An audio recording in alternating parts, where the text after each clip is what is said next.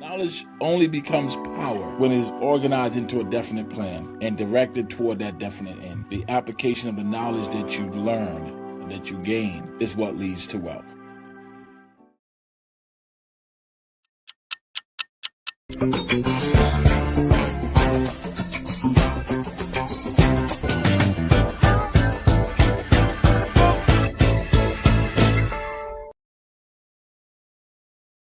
Welcome back to Your Road to Riches. We're now on specialized knowledge, the fourth step toward riches. Mr. Hill starts out strong in this chapter.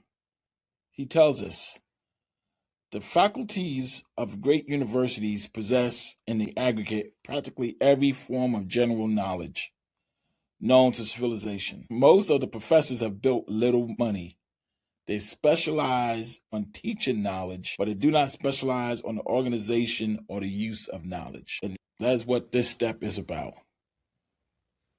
The difference between general knowledge and what's really required to attain your riches, which is applied knowledge, also known as specialized knowledge. As Mr. Hill continues, knowledge in and of itself will not attract money unless it is organized and intelligently directed through practical plans of action to the definite end of accumulation of money. Knowledge only becomes power when it is organized into a definite plan and directed toward that definite end. When it's not organized, it's just information. You're your own personal Google.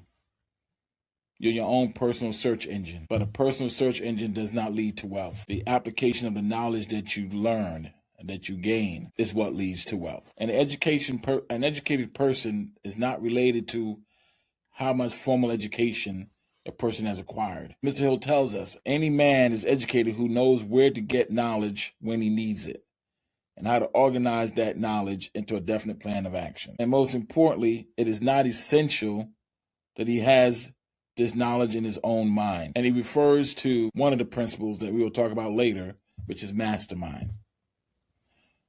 See, when you have a mastermind group, that is where you can acquire knowledge from other people, other like-minded people, where you can provide knowledge to them, and they can provide knowledge to you to help you develop and execute your plans. You do not have to be the originator. You just have to apply the knowledge when you acquire it. But how do you know what knowledge you need to acquire? Well, that goes back to our prior steps. The specialized knowledge that you need will depend on the service, merchandise, or profession you intend to use to acquire your riches. On your road to riches, you will constantly and consistently acquire specialized knowledge. As he writes, successful men never stop acquiring specialized knowledge related to their major purpose, business, or profession. Knowledge acquiring a period extends well beyond school. No one goes to school, gets a degree, and then stop learning in that field, unless you're no longer doing anything in that field. But it raises a very important point. There are many students who are investing in their education that they will never use or never maximize. People ask me, hey, I want to go to law school. What do you think? And my question to them is always, well, what do you want to do with a law degree? Is what you want to do in life require a law degree? And some people say yes.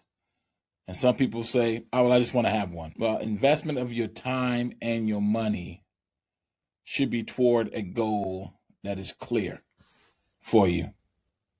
Your degrees are a vehicle to get you where you ultimately want to go. The degree is not the destination.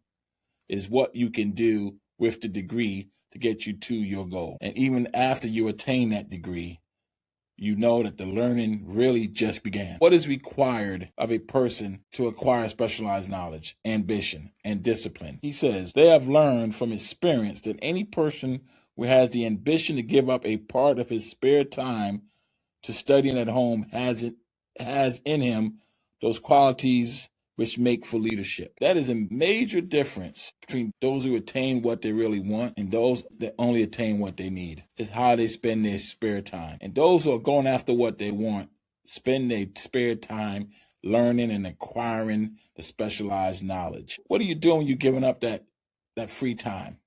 It's not simply just going to school. It's not simply being at home.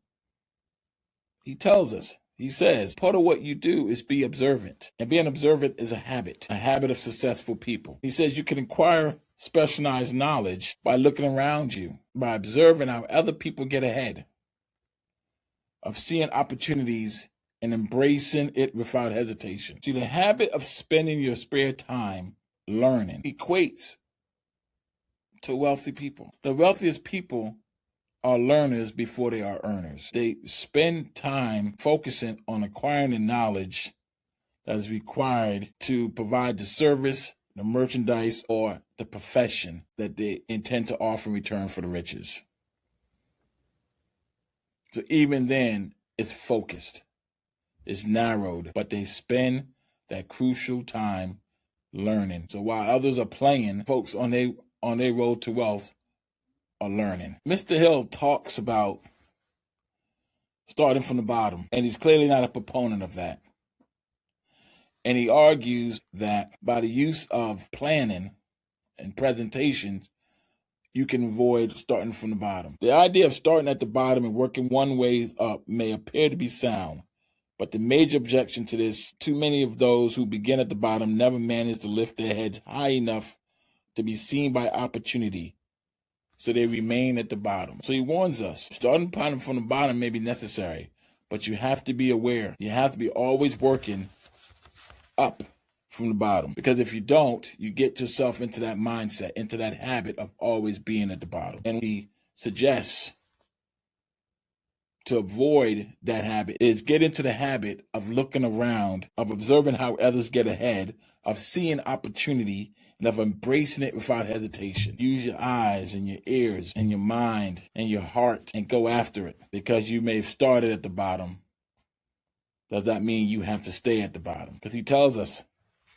and I think this is the most important line in this chapter. We rise to high positions or remain at the bottom because of the conditions we can control, if we desire to control them. You are in control. Both success and failure are largely the result of habit. Where you begin can be circumvented by planning. If you plan your way out of the bottom,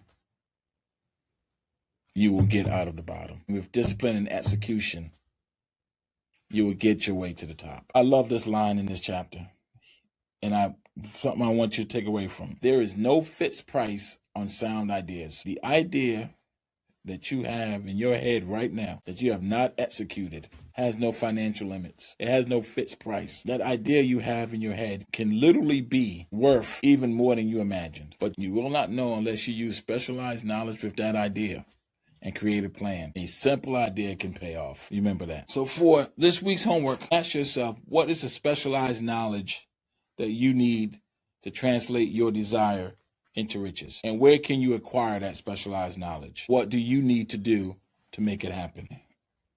Remember, it's not about knowing everything. It's about knowing the right things and knowing how to use them. Let's make that idea pay off. See you next week.